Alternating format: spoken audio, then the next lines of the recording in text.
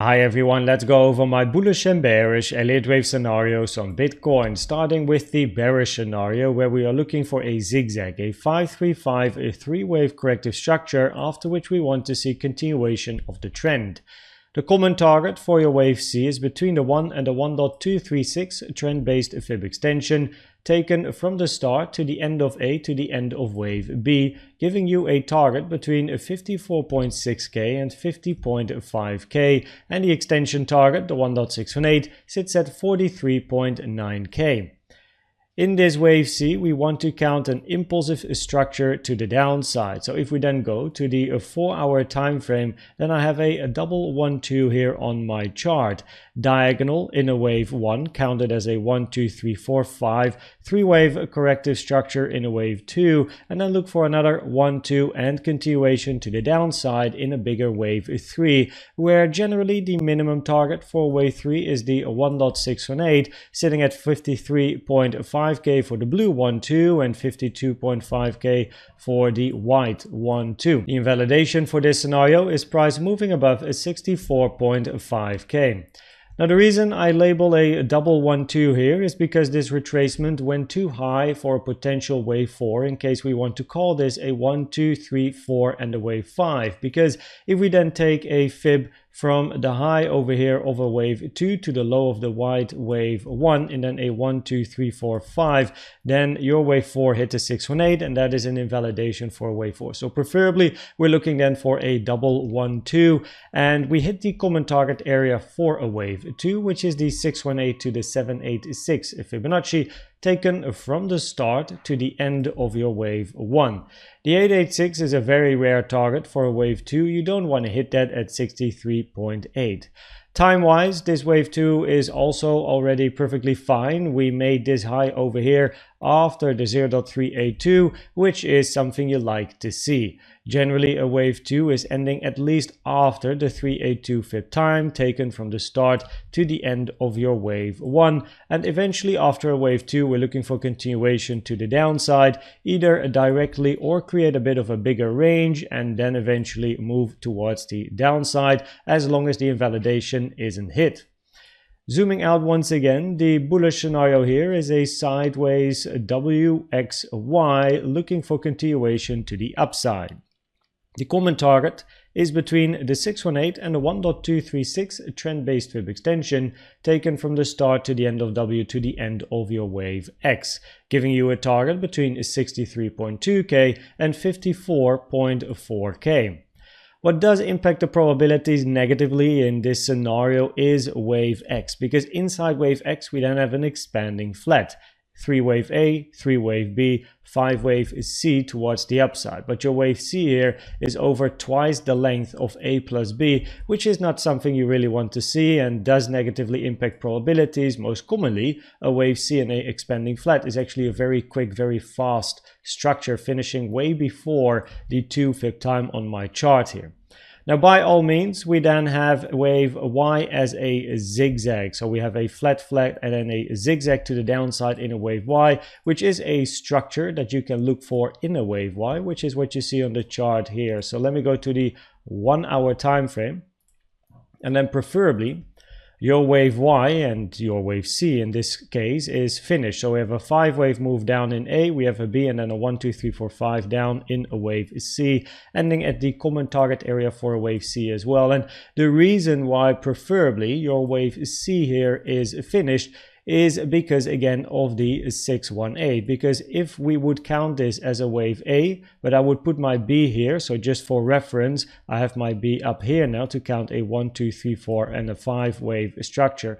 However, if we would end wave B and count this as a wave 1, 2, 3, 4 and then a wave 5, still expecting one more leg to the downside, and we take a Fibonacci from the high of 2 to the low of wave 3, then you can see the 618 is hit. And the 618 is an invalidation for a wave 4. Incredibly rare, and therefore the probabilities are higher in this case that your wave C is already finished and therefore we want to count bullish structures to the upside coming off this low. So if we then look at the bullish scenario where your low is in of wave C and wave Y, and we want to count an impulse to the upside, then because of all the overlap in this structure to the upside here, the probabilities are highest for a diagonal inside wave 1. There's only one of 3 structures you really need to try and identify. That's either an impulse, 1, 2, 3, 4, 5, no overlap allowed between a 1 and 4. Now there's a lot of overlap going on here, right? Then you have a double 1, 2, 1, 2, 1, 2, continuation up, but that's clearly not the case here. And then you have a diagonal, a leading diagonal, which is then what we're looking for in this particular case. Now this diagonal therefore preferably is finished in a wave 1. The most common target area for your wave 2 is between the 05 to the 786 is 60.4k, 59.2k taken from the low to the high of 1, and then you're looking for continuation to the upside. Now there is a very important side note here, and that is the red 1 that you see on my chart here.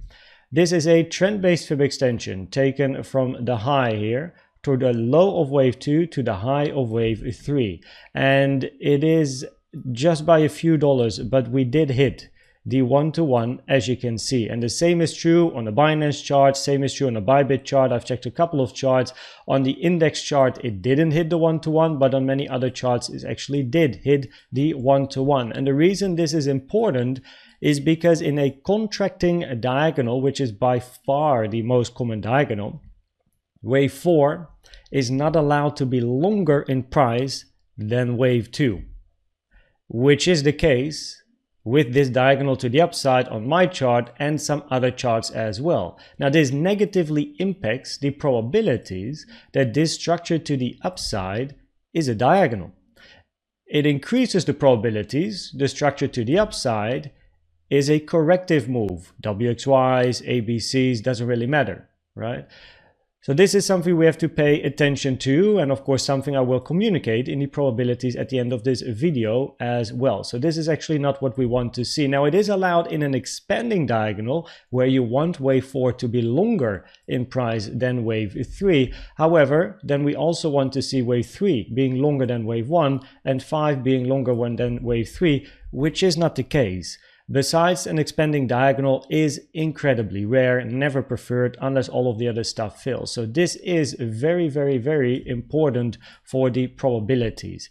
Now when we look at the closest support and resistance on the chart, we have the 05 here in a little bit of extra confluence with a daily and a point of control of this little structure here to the upside, 60.2k to 60.4k. Of course, the golden pocket, always important. But to the upside here, we have some resistance, 61.7k to 61.8k, which I think is a very interesting area of resistance here. A daily naked point of control, currently the golden pocket as well, from the high to the current low that we have. So it's an interesting area of resistance on the chart. Now, when we look at CVD divergences, we do have some bullish CVD divergences on the chart here on yellow, or should I say we over here you can see higher low on price, lower low on yellow, right?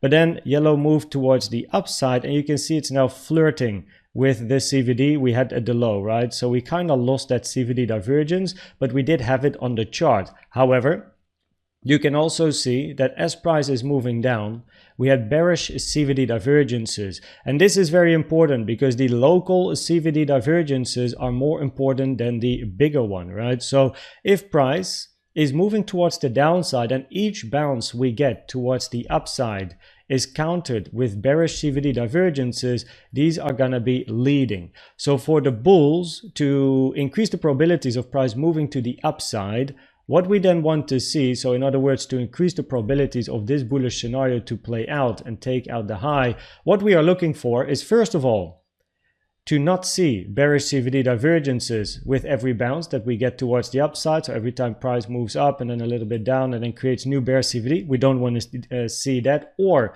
we want to invalidate the new bearish CVD divergence that appears on the chart, right? And preferably, what we are looking for is price to start grinding to the upside, right? Changing some market structure and seeing some bullish CVD divergence on a 3, on a 5, on a 15-minute time frame, right? That would be at least some sign of strength, because at the moment, this is just constantly a sign of weakness.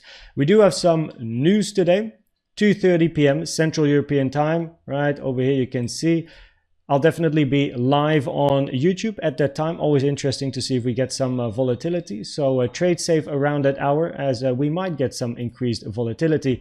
And if we then look at the probabilities of the different scenarios, then on the 15-minute time frame, because of this ranging structure to the upside and wave 4, the probabilities therefore are higher that this is a corrective structure to the upside, not an impulsive structure in a diagonal, which increases the probabilities for price to still sooner or later take out that low. Now the probabilities change if price can take 64.5k. So I also wrote here the move up, this one, doesn't count like a gray diagonal due to wave 4, increasing probabilities for corrective structure. Also be mindful of the CVD divergences building up constantly with price moving to the downside, right? The bearish CVDs. And that means that on the daily time frame, the probabilities are higher for that zigzag, right? Where we do take the 56k low compared to the WXY, where preferably your low is in and you're going to count an impulsive structure to the upside. And this is again due to the local probabilities here on a 15-minute time frame. That being said, I hope that this video was helpful or valuable to you. Please check out the brand new complete Elliott Waves Guide playlist I've made that shows you all you need to know about Elliott Waves. Thanks for watching and subscribing, and I'd like to see you at the next one. Bye bye.